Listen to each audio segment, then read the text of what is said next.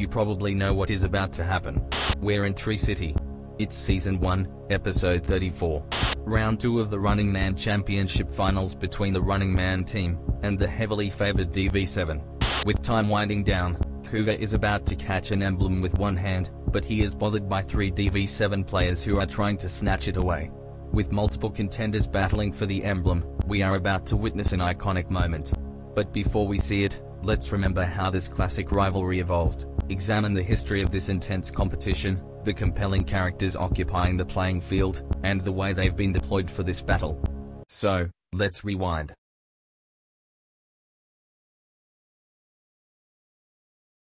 This classic rivalry between the Running Man team and the DV7 has become epic, but this rivalry has not been a happy one for the Running Man team. Prior to this battle, both these teams played against each other in the final stage each season. And in the first 99, every battle was a complete landslide because the DV7 team was too powerful for the Running Man team, as the DV7 won all 99. For the Running Man team, it was such an embarrassment to end the competition for 99 straight times. However, this is their competition. So, how could the Running Man Championship end like this with the contestants knocked out by a team standing in their way? Supposedly, the goal of every contestant in the Running Man Championship is to win it all and claim the material, the sacred fruit of the soul tree. The entire competition is being scammed for a century, and this is hosted and controlled by longtime host, Charming Gold of the Peacock Tribe. The first 99 years of this competition turned out to be boring for the Pulyalu crowd. But in the 100th season, it is completely different. Apparently, only the top 3 contestants should compete in the finals. But this season, all 7 contestants compete in the finals, by virtue of a tiebreaker for the final spot in the finals. And it is entirely because of these 2 guys. Before these contestants met with the DV7, there is this game that showed us all how this competition changed since then. Out of all the 7 contestants, Liu, Cougar, Mio, Guy, and Pala were already qualified for the finals entering the game, while the other 2, Lonky and Popo, have not scored a single point in this competition, and both of them are facing near elimination. Although Pala is definitely qualified for the final stage, these 2 insist that they should give it all they've got and win this thing, instead of watching their challengers play in the finals. Despite the dangerous obstacles on their way like this. Hey, come on! This isn't fair! This. What the? And this.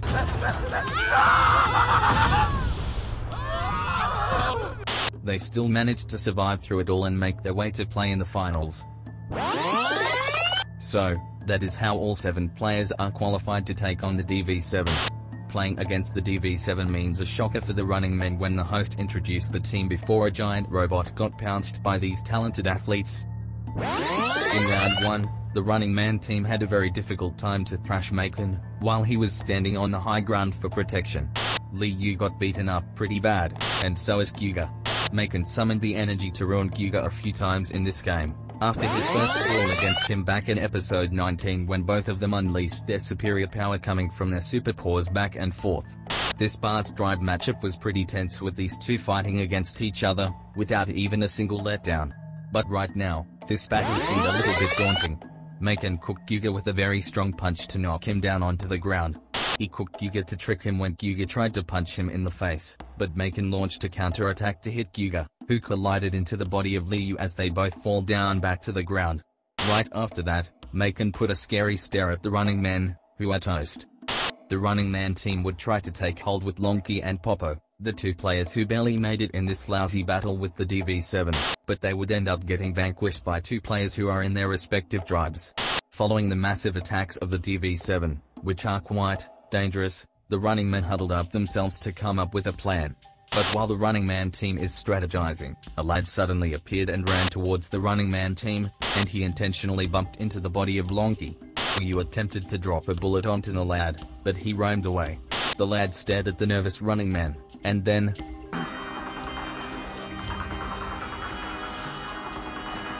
Hold on a second, is that Guy? But, Guy is supposed to be with the Running Man team, right? What gives? After the final mini-game of the competition, Charming Gold called Guy to come to his property and gave him a red ring with a letter X on it, and mentioned that, from now on, I will be referring to you as Man X. Yes, sir.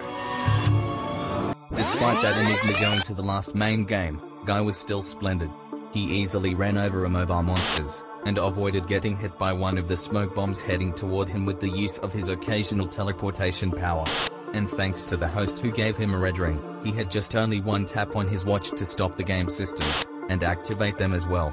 Guy tried to stop his competitors from moving forward with just one tap, but he was actually perturbing them, because smoke bombs appeared and directed at them, which is awry. The bombs then created a huge explosion, and Guy could not believe what he did. Miyo suddenly became unconscious and Liu got incapacitated by the explosion. While Guy was worried about what he detonated, Charming Gold became furious about Guy's reaction and reiterated to him to get his head in the game. But let's not forget that Gold gave Guy a ring and a code name for a reason. He prepared everything for him to win the round and become the eventual champion of the race. But Guy wasn't the genuine champ in the game, it was these three. You would think that Lonky, Popo, and Pala had a solid transition to win this game. That assumption is incorrect.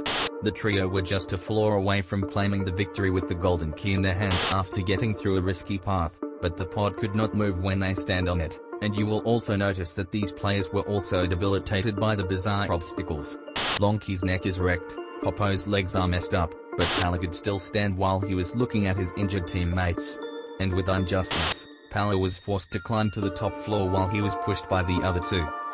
Immediately afterwards, Liu approached the trio and asked Pala for his medicine to heal Miyo and himself.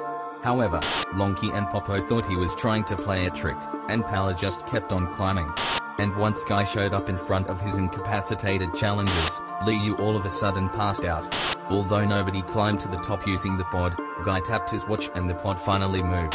Pala meanwhile attempted to finish the game off alone, but Guy suddenly showed up in front of him and wanted the golden key. It vexed Pala when he handed it over to Guy, just because he wanted everyone to take part in the final stage so bad. Guy literally had the win in his hands, but he couldn't stop thinking about his challengers who were shattered due to the catastrophe he caused. After he opened the path to the finish line, Guy suddenly changed his mind and grabbed Pala's herbs to reconcile his contenders. And as soon as Guy descended, he threw the golden key back to Pala. He cured them rapidly with the scent of the herbs, especially when he healed his favorite competitor Miyo by letting her to drink the potion up. So instead of Guy winning this round, Lonky, Popo, and Pala were the actual victors. That was a good sacrifice by Guy and he was still healthy at that point, but fast forward to round 1, I am kind of befuddled with the vibe he has right now. His competitors thought Guy went crazy after all, but it seemed that he is absolutely brainwashed. How? The answer is right here. Guy was not only out of his mind, he got kidnapped by Charming Gold. While the Running Man team attempted to attack Guy, Miyo was able to enter his mind to find out what the heck was going on with him. She discovered that Guy was attacked by a red smoke bomb explosion in his room, with his younger brothers who were terrified. Guy instantly became unconscious, and look who showed up right after. Charming Gold! Charming Gold advised to Guy's younger brothers to never tell anyone what happened and to replace his spot in the finals in order to get their older brother back. It shocked Guy's brothers when they hear all of that, especially when a scary hauled Guy to a laboratory, where he was ended up wearing a mask in front of Charming Gold's wicked face. That made Miyo miserable, and so is the entire Running Man team. The DV7 eventually won round 1 by a landslide, and the opposing team was definitely upset by the shocking outcome. So, all that explains why we are here in round 2. And as you can see, Kyuga and 3 DV7 players are fighting for the emblem. But where did that come from? You'll notice that Pala is fighting against Macon. It sounded weird when you see a very weak Running Man player taking on against a very strong martial arts master. The fight is obvious because Macon just kept on knocking down Pala many times, even if Pala drank all of his herbs to gain more energy, and it still would not make a difference in this knockout. Well, that was a pitiful waste of time. Macon would tag Pala's shield to eliminate him out of the game. But as soon as Macon walked out, Kyuga suddenly sneaked behind his back, and took his emblem to startle him. So, the DV7 have to play the game and end the series without their big man. But that's okay, because his teammates here are battling for his emblem against Kyuga with time winding down. By the way, are you familiar with the 3 DV7 players we're looking at? We've got 3 players who last played for the championship, and let's discuss it one by one. First, we've got this guy, Spin. We did not see him play much in round 1, but he got himself a comfortable spot standing on the high ground because the running man had a mix-up with brainwashed guy. But in round 2, he gave us a wild struggle when he challenged Mio, and things started to get testy from there.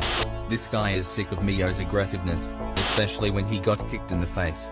Next, we've got Alto, another prince of the giraffe tribe, who was living the moment up when he poked his acquaintance Lonky's eyes back in round 1. And here in round 2, he has been pissing Popo off by reason of an unexpected card magic. Even his cards are still all wet. Alto nevertheless answered back at him when he tipped away his card, and tagged his emblem right after. And, finally, we've got this girl. This is Rima from the Nyanya tribe.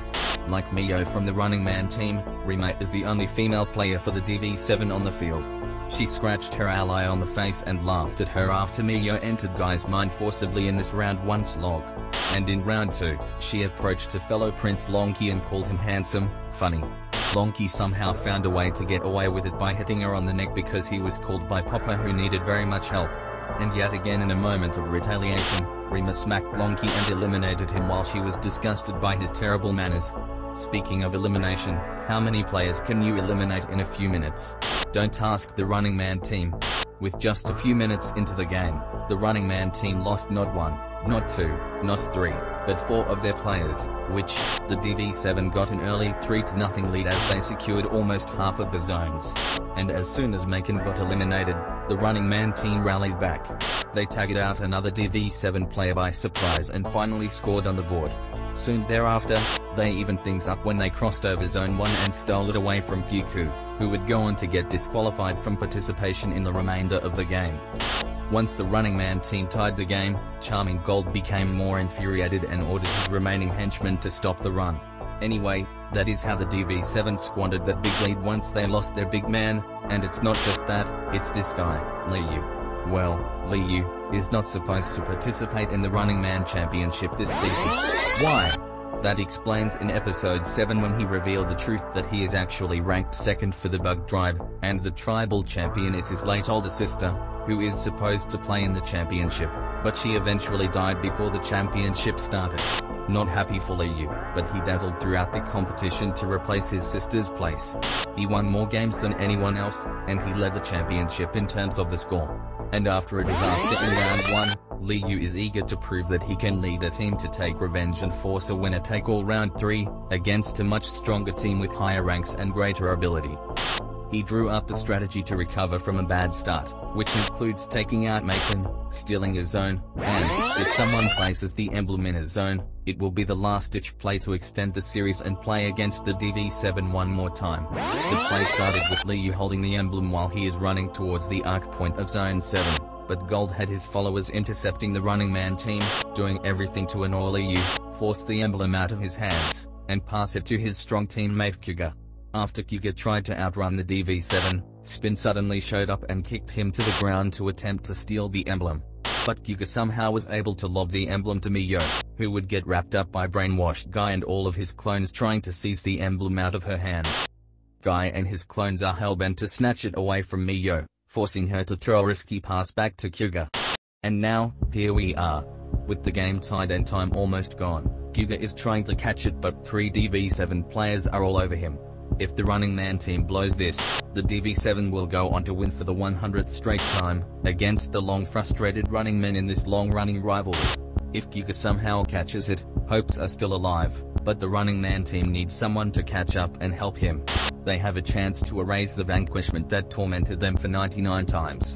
And despite some person from the team got kidnapped, brainwashed, and ended up with a formidable team called the DV7 by a host who desperately wanted him to win, the team has a real shot to extend the series and force a decisive round 3.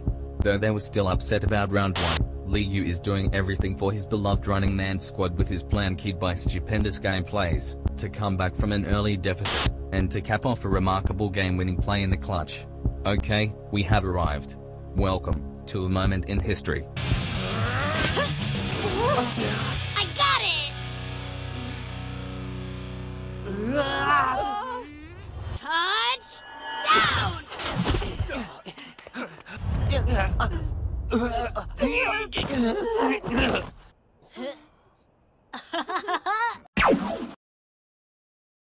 Thank you for watching the remake of the first episode of Rewinder. If you have any thoughts for future episodes to anticipate a Running Man animation moment, feel free to recommend them. And as always, don't forget to like and subscribe, and stay tuned for more episodes. Peace.